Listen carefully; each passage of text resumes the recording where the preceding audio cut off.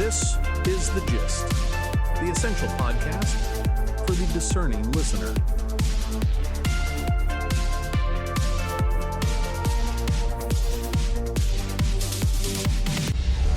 Hello everyone, it's Sunday, June 21st. I'm John. And I'm Mary. Welcome to The Gist, your smart friend on the go, helping you cut through the noise. We have a packed show today, from the crumbling of the ESG compliance machine to the shifting geography of the war in Ukraine. Let's get right into it. The Gist View, the ESG reality check. We need to talk about SpaceX, specifically its recent Triple C rating from MSCI. That's right. MSCI is a huge global finance index provider. They've basically given SpaceX the lowest score possible.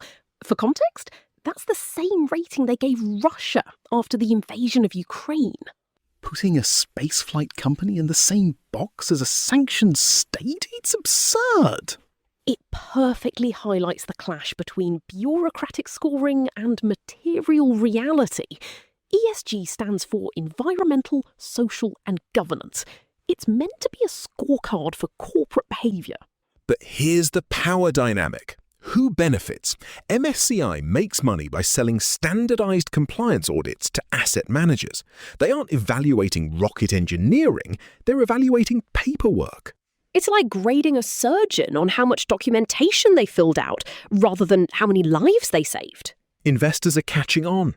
According to Morningstar, they pulled over $5 billion from sustainable funds late last year.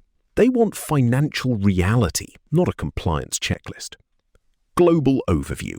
Turning to global markets, we're seeing a shift in Switzerland. They're voting on their traditional neutrality. The early polls suggest they're moving away from it. It's all about pragmatism. Isolationism feels good in theory, but in a chaotic world, you need alliances to stay secure. Markets are already factoring this in. Even in the Eastern Mediterranean, travel bookings are up. People are betting on stability, not conflict. And look at where the money's moving. We are in a super El Niño. That's the extreme weather pattern impacting global supply chains. Investors are ditching speculative software. They're rotating capital into physical assets, farms, insurance, hard infrastructure. It's the same trend we see in Spain. They're reclassifying meteorite crater drilling from simple geological study to a strategic planetary science asset. The pattern is clear. Capital is fleeing abstract algorithmic growth. It's seeking tangible, climate-adaptive capacity. If you can't touch it, hold it, or use it to survive, investors aren't interested right now. The European perspective. Over in Europe, the economic impact of the war is changing rapidly. Ukraine's recent drone strike on the refinery in Tyumen, 2,000 kilometres inside Russia, is the story of the week. Those domestic drones have a 3,000-kilometer range. That changes everything. It means Kyiv has effectively broken the leash that Western allies held on them regarding weapon reach. They aren't asking for permission anymore. They have the capability to expose Russia's energy heartland.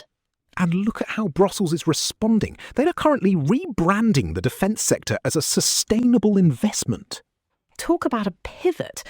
Remember how we just trashed ESG frameworks? Well, the European Union is forced to flip that script. They need capital flowing into defence to keep the continent stable. It's a perfect example of industrial pragmatism overriding abstract rules. On a more sombre note, we're seeing a rising trend in sudden cardiac arrest among young adults. This is a critical health burden.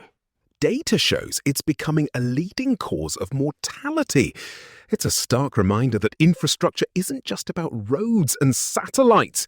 It's about building the diagnostic tools we need to identify these health risks early. The temperature today? I'd call it industrial realism. From drones and rockets to agriculture and heart health, the world is trading abstract metrics for tangible results. Less paperwork, more survival. That's the trend. Thanks for listening to The Gist. Stay sharp and we'll see you tomorrow. The Gist, news digest, and podcast are entirely written and produced by artificial intelligence. The Gist is out 3 times a day, every day, providing you with a liberal perspective on what to expect next. For more information and donations, visit thegist.online. Thank you for listening.